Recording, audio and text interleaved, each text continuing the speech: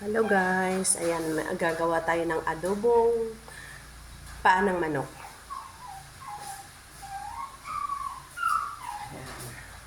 Meron tayo nitong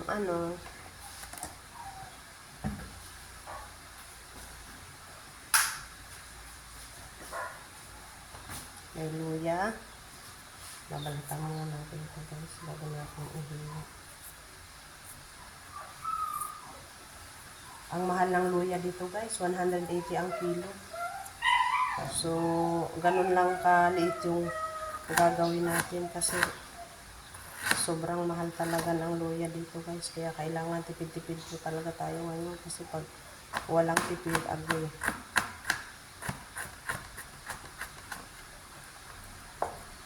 Walang mapaglalagyan sa ano natin kasi kailangan talaga natin magtipid guys.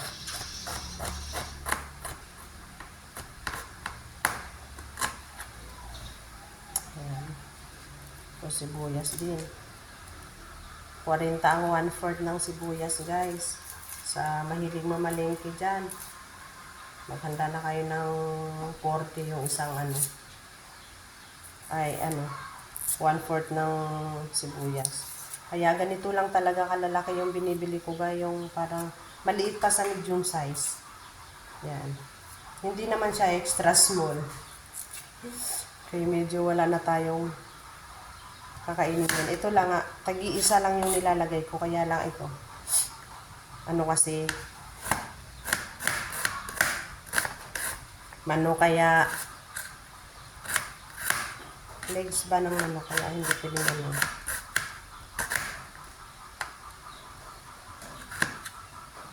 hindi pwedeng isa lang. Iba po ako magluto ng adobo guys. Ito po yung kinalakihan kong pagluluto ng adobo. Hindi ko po ginigisa yung mga ricado niya. Hindi siya ginigisa. Mahirap balatan yung sibuyas guys. Kaya antay-antay muna kayo ha. Tuturo ko lang, gusto ko lang makita ninyo kung paano ako mag-adobo kasi doon po kasi sa amin, laking Mindanao po ako guys, pero nakikita ko lang po kung paano magluto ng adobo. Hindi ko po sinasabi na ang mga Bisaya ay ganito magluto. Ito po yung nakita ko sa pamilya ko habang ako'y lumalaki at napapanood ko yung nanay ko na nagluluto. Ito po yung nakikita ko. So ngayon ihahalo na natin ito dito sa chicken feet guys. Ang anghang sa mata. Ayan, ito yung ating halo-halo na lang yung halo-halo. Ito gilid. Tapos ito ihalo din natin. Siguro kaya nila nalaglag pa. Dahil kailangan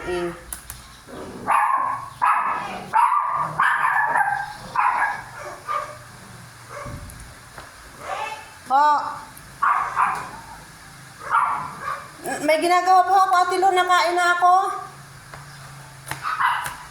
Ayan, nagtatawag sila para kumain.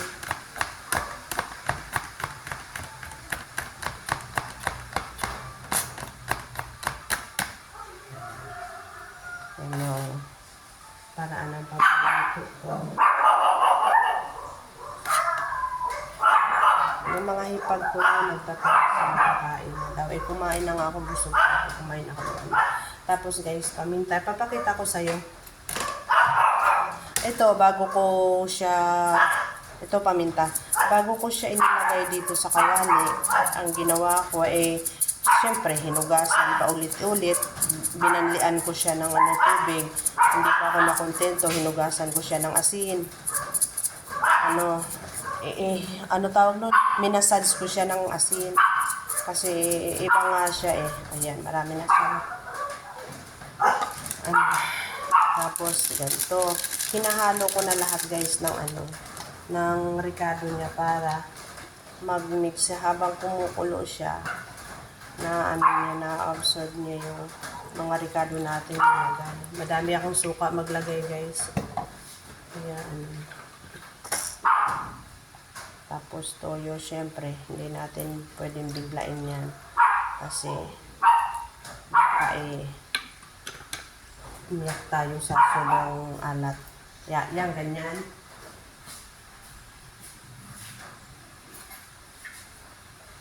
Tapos, wait lang.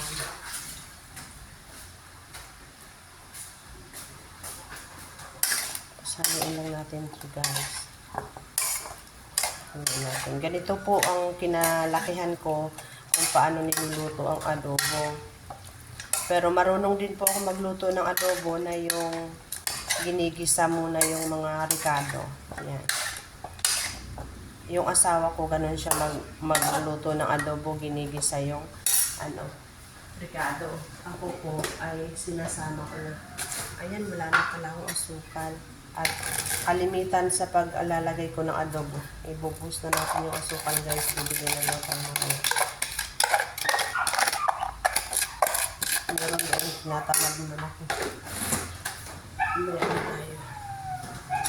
Kasi ang asukal, gamit ng asukal namin dito. Yung asawa ko lang talaga, siya lang yung nagkakape. Hindi kasi ako nagkakape. Nagkakape ako minsan, bihirang-bihira. Minsan pag yung papunta ako ng church sa umaga, walang laman yun siya, nagkakape ako. Para mainitan lang. Ayan guys, tapos yung gagawin natin, tatakluban natin siya, tapos isasalang na natin para yung aso ko, nagwawala na yung aking mga aso. Ayan. So, isalang na natin yung ating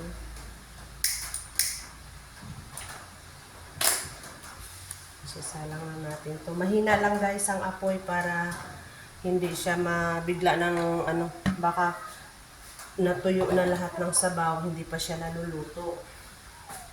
Kaya